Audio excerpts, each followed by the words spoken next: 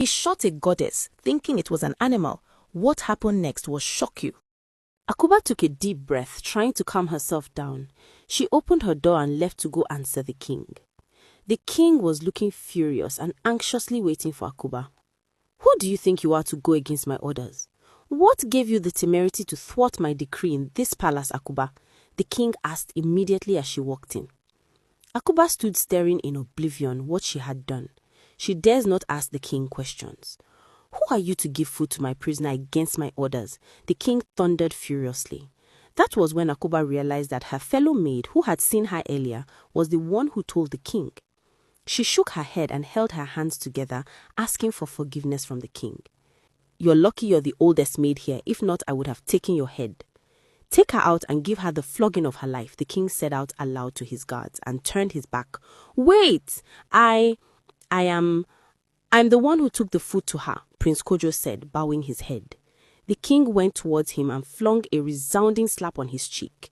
Prince Kojo held his cheek for a while, looked at his father and said, Father, I'm in love with the singing beauty and I can't watch you keep torturing her, he said, and walked out.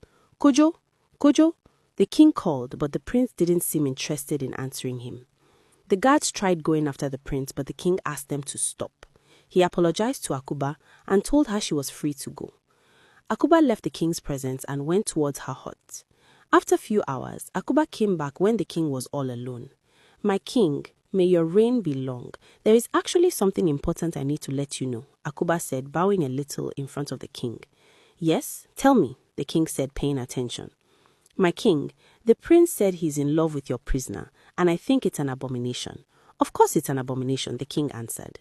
No, I think your prisoner is your missing niece, Afia, Akuba said, bowing a little. The king jittered a bit. What did you just say? And how are you sure this is true? The king asked. My king, she has the royal seal at the back of her neck. I saw it earlier today when she was crying. Have you told anyone about this? The king asked Akuba softly. No, I haven't, my king, Akuba answered after thinking for a while. That's good. Now, make sure you don't tell anyone. I'll make my findings. If this is true, then we have a big celebration to prepare, the king said, faking a smile. I'm so happy you're excited about the news, Akuba said with a smile, and then turned to leave the king's presence. Wait, Akuba. I want you to go to the farm and get me the sacred Munajo leaf. I think I have some cough. I want to drink the juice from it so I can get better. Akuba was surprised the king was sending her to the farm for the first time, but she was happy the king took the news well and went off to the farm. As soon as she left, the king sent his guards to go after Akuba and end her life. He told them to bury her where no one will ever find her. When they left, the king kept wondering how Afia had survived. She was supposed to be dead, King Kwesi said to himself. He left his palace and went towards where Efua was kept. She had buried her head in between her legs. The king saw the royal seal and his eyes opened in amazement. Efua lifted up her head and saw the king. He didn't utter a word to her. He just walked out. The king arrived inside his chambers and started pacing around slowly. He was already restless. He began to wonder how he was going to do away with his niece. Keeping her was risky and he doesn't plan on taking risks. He decided he was going to send his guards to strangle her to death at night, so it would be said that she died in her sleep. At night, the king sent 3 of his guards to make sure the job was well done. Botwa sat on his bed for a while, looking so confused. He had promised himself that he was not going to interfere any longer with Efua because of the death of his friend. He couldn't comprehend why a snake would visit him only to show him signs of Efua being in danger. As the day brightened, Botwa made up his mind that he was going to rescue Efua, but that would be done only at night. Botwa picked up his knife and left for the village of Tunini. When he arrived, he hid within the bushes waiting for the perfect moment at night to sneak Efua out of the palace. The weather darkened and nighttime came. Botwa left the bush and started walking towards the cage cautiously. Efua! Efua! Botwa called out softly around the cage, but there was no one inside. He tried to turn back only to see the king's guard standing behind him. Botwa brought out his knife ready to fight. He managed to knock out the first and the second, but before he could deal with the last, other guards heard the noise and ran out. Botwa was overpowered and captured. He was taken to the king. Where is she? King Kwesi asked Botwa furiously. Watch your steps, Danso said softly to Efua as they escaped deeper into the bush. King Kwesi was sitting on his throne, restless. He was impatiently waiting to hear the good news that his niece Afreya has been strangled to death. A guard came running into the palace. He came with a message that the Singing Beauty was not in her cage, but rather they captured the man who had escaped earlier. The king was angered. "Bring him here immediately," he said. The guards walked into the palace, dragging in Botwe. "Where is she?" King Kwesi asked Botwe furiously. "If the king doesn't know where Efua is, then where has she disappeared to?" Botwe asked himself softly. "Where is she?" the king asked again, landing a slap on Botwe's cheek with his backhand. Botwe's lips broke and he began to bleed. Yet he had no answer to give. He just looked at the king, smiling.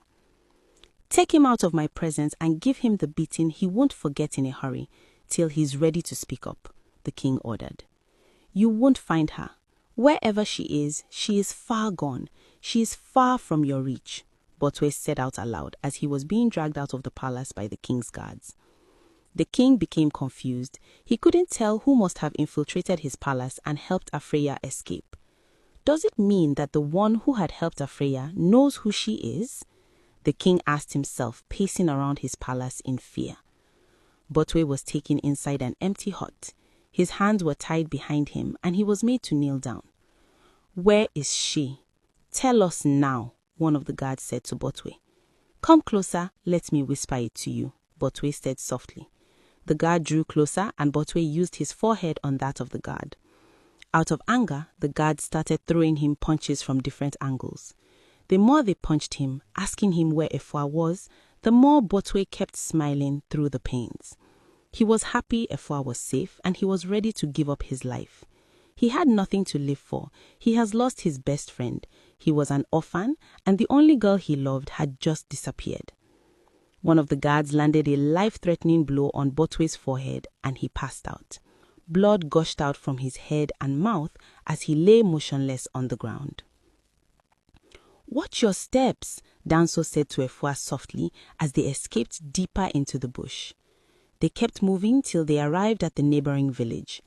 Danso took Efua into a little hut and then gave her some water to drink because she was looking weak.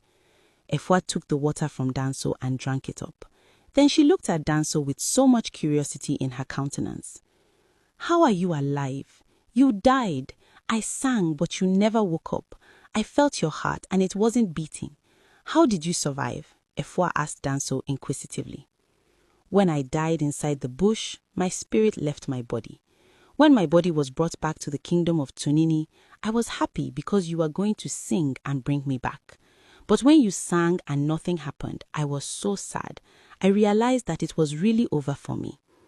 As my body was thrown into the evil forest, I waited for my spirit to be taken, but it was as if something wanted me to remain here. A very beautiful lady with sparkles appeared to me. She said it wasn't yet my time to go. She said I was so remorseful for what I did, so I got a second chance to live. She told me to go back and right my wrongs. Before I could ask her any question, I felt my spirit being dragged back into my body. When I woke up, the bullet had fallen out of my body, but the wounds were still there. I came here and I received help from a kind-hearted healer who healed me for free. When I got better, I knew rescuing you was the next step to start righting my wrongs. So I began to strategize how I was going to get you out. A plan flew into my head. I recalled that some guards in the kingdom of Tunini covered their face with a piece of rag having the royal symbol. Then I got the perfect plan. I waited till evening. I snuck up on a guard with the piece of rag on his face. I overpowered him and took the clothing from him. I covered my face with it and entered as a guard into the palace. I walked freely and got to where you were. I saw the fright in your eyes and the shock when I removed the rag from your face. I just feel like I'm doing the right thing, Danso said to Efua, who was still staring at him in amazement. So tell me, what about you, Efua? How did you end up inside the bush? Who are your parents? How did you get the ability to sing and heal? How have you been surviving all alone? Danso asked Efua inquisitively, too. Efua used her hand to wipe out the tear that rolled down her cheek. She folded her lips, shook her head. "This is something for you to eat," someone said, handing a plate of food to Efua as she walked into the hut and interrupting the ongoing conversation. Efua looked up to see who it was, and it was Akuba.